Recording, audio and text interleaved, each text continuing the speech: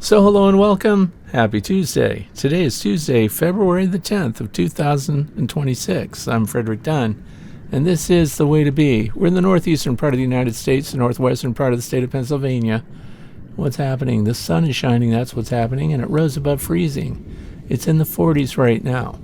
So we're going to walk around and do a quick spot check of the bee yard here. We have two apiaries, upper and lower, and the bees are out flying, and some of them are landing on the snow like these are doing. They're doing cleansing flights. These are worker honeybees, if you don't know that. And they're out there eliminating. So bees don't go to the bathroom inside the beehive. They fly out to do it, and they do it in all weather. And so I'm going to show you some differences today, and I want you not to be alarmed when you see things like this. Remember, attrition is going on inside your beehive throughout the winter. Some of these bees were never planning to come back to the hive anyway. Try not to run around saving every bee.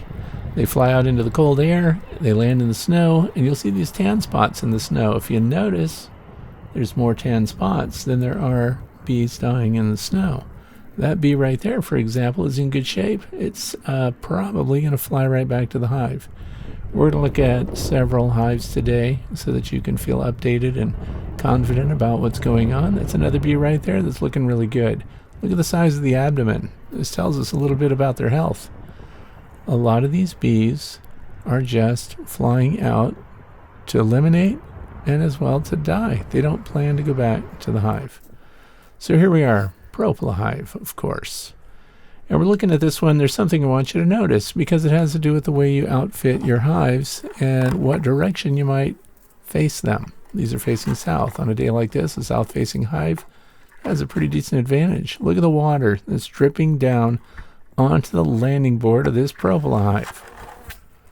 Why is it doing that? Well, because there's no hive visor. So if you don't know what I do here, we test a lot of different hive configurations year after year, season after season, to see what things you can put on your hives that give them tiny advantages.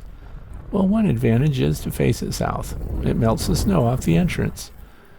A disadvantage for this hive is there's snow on top of it, it's dripping off the outer cover and right onto the landing board and giving these bees a difficult time. What could we have done different? We could have put a hive visor on there. If you want to build your own hive visor, go to my YouTube channel, Frederick Dunn, and click hive visor in the search, and then you'll find out step by step how to make one. You won't have a sloppy mess in winter like this. Now the good news is the water is dripping off the hive, not into it. And of course I picked up a hitchhiker here on my glove. That's a healthy little worker bee right there. So we're going to go on and look at some others and see what's going on. So here you go. This is a hive visor right there. Look at the difference in the landing board. Same day, same temperature, same exposure, facing south. What a difference a dry landing board can make. And if you notice, there's a smattering of dead bees in the snow there. This actually looks pretty good to me. This is not alarming. You can still take your hive clean out tool and clean out dead bees from the entrance. But these are doing much better. Combination of facing south so the sun can melt everything off, and then the melt off doesn't drip down onto the landing board. So, look at this Apame hive. This is troublesome. You know why? This looks like robbing to me. These bees aren't doing cleansing flights. They found a colony that isn't well manned, and it looks like they're robbing it. This is the two queen system, keeper's hive, of course. We're cleaning out the south-facing side. This does not have a hive visor on it. And we have live bees. And I can save you the anxiety. There are live bees on both sides. We know that from recent thermal scans.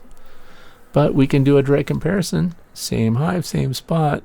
Colonies on opposite sides facing opposite directions. So we're also going to look at the north-facing entrance to that same hive. Here we are on the shaded north side.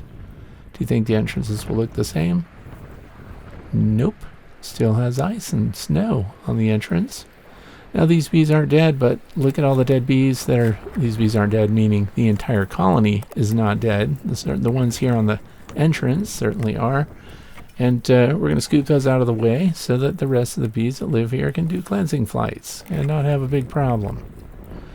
Now I don't right now have a good way of putting hive visors on these. but south-facing hives, they have a warm-up advantage. They also fly sooner. So this north-facing side flew later than the south-facing side.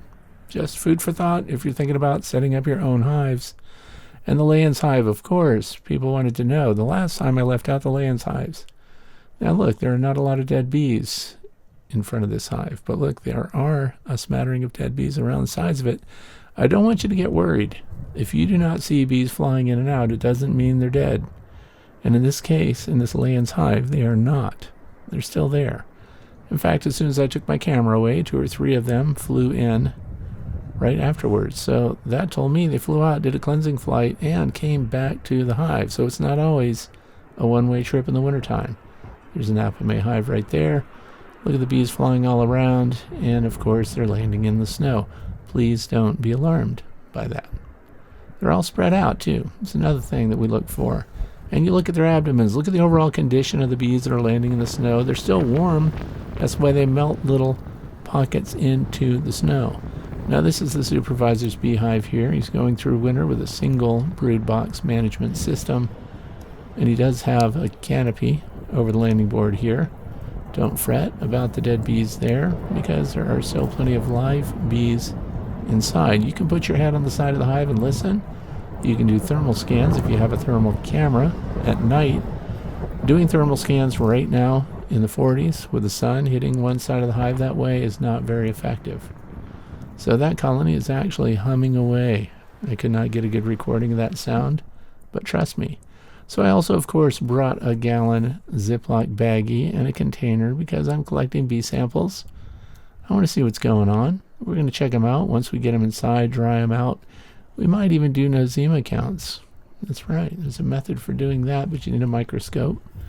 And I'll tell you ahead of time, look at the snow around these dead and dying bees. It's not tan, is it? So they don't even have dysentery. They're in pretty decent shape. Now, another thing I missed the last time, we didn't look at any of the observation hives. So here we go, just for you, the observation hive. The bees are coming and going from it. I didn't have to clean it out. And of course, don't stand right in front of the entrance on a warm day when the bees are flying out because you're going to get tan stuff all over you. They're going to let you have it. They're even going to put it right on your camera lens. So be careful about that too. It's a good time to step well away and zoom in on it so you can see what's going on. But there are 2 observation hives in this building that are well populated, still doing extremely well. The center hive is not. There are bees on it though. I see a couple of bees like this one on the overhang there. That one just landed on the wrong spot because there are no bees in this hive. In fact, I have plans for that opening. I'm going to put a much better observation hive where that one is located. But the number 1 and number 3 hive on this building, they're still full of bees. They're doing really well. They're not being fed either. They were chock-a-block with capped honey going into winter. They're still doing well, as you can see. Look at the condition of them. Look at their abdomens, nice and long, nice and full. Now we're looking at the top of what? The top bar hive. Don't be alarmed. There are no bees flying in and out of it. We do see dead bees in the snow around it. That's a good sign of life. They had to be alive to fly out and land in the snow. But I don't see any evidence of them being overly active at their entrance. So, top bar hive, still a toss-up at this point. Do you know we went to minus 20 degrees Fahrenheit on Monday?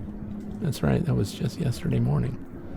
So they are really going through temperature swings here.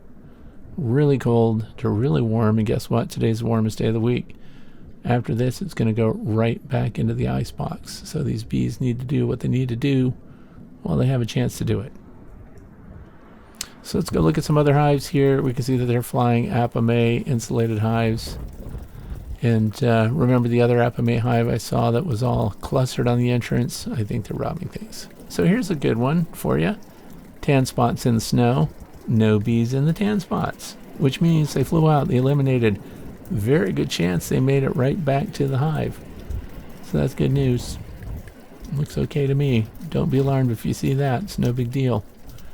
And we'll take a close look at some of these Indora hives too, since we're here in the vicinity. So we look at these entrances, and we have Yep, they're kind of plugged up. Notice I removed the screws. These are those Apamate entrances that I'm not a huge fan of, just because they're in the way of my hive cleaner. So I didn't show it on camera, but I lifted those up with a hive tool and scraped out the dead bees. And there are bees in there just waiting to fly out, but they were not blocked. They could have gotten in and out on their own. It's not the end of the world. So, but those entrances, I would like to see a change. I wish I had a 3/8 inch opening in the front there and I could just get the hive tool in there and clean them out. Also, look at this.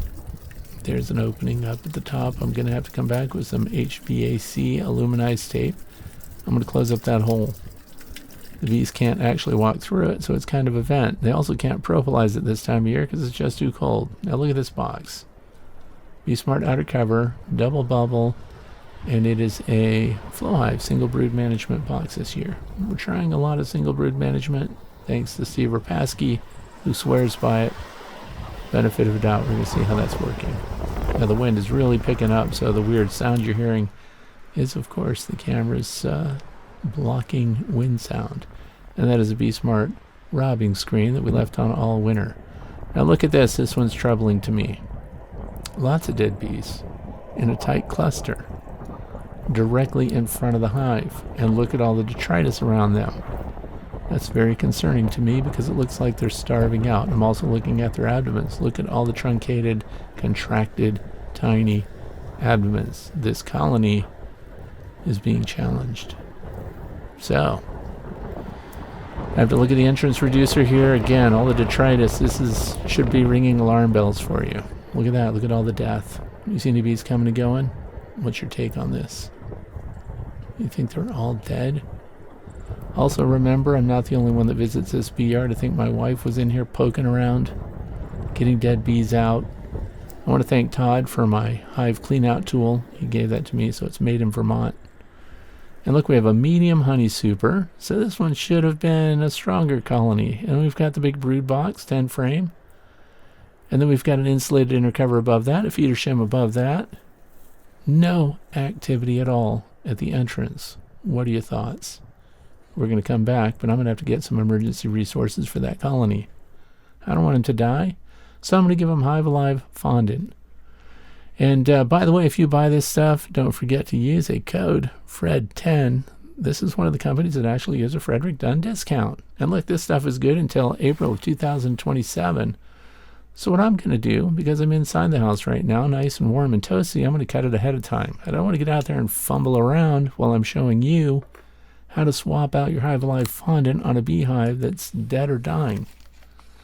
So I'm going to get a bunch of these together, cut the holes, be ready to go, limit the exposure time. Remember, that's the game. Open the hive, pull the current feeder pack out if it's used up, put a new one on right away. This is a spacer that stays in, that keeps it from caving in so the bees can come get it.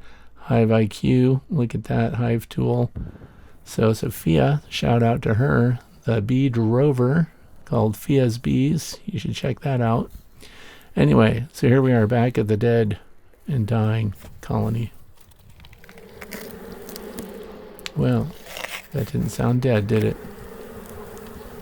Nope, they're not dead at all. Not only that, they've got a 5-pounder in there that they're into but have not consumed. What a waste of time. They're fine. They faked me out. Looks like a dead colony. Now, you know what? I've got a whole bunch of Ziploc bags. For what? Well, to put all the pre-cut Hive Alive fondant packs back into the Ziploc bags so they don't dry out. Why? Because every colony I went to that I was sure was in trouble wasn't. Every cover that I pulled did not need a replacement of the Hive Alive fondant packs. They're going to last the rest of the winter. This shows you the specs. 46.8 degrees Fahrenheit. Look at the wind gusts, 24 mile an hour wind gusts. I brought in a hitchhiker. I better get rid of this before my wife gets home. I want to thank you for watching. I hope you found it helpful. I'm Frederick Dunn, and this has been The Way to Bee.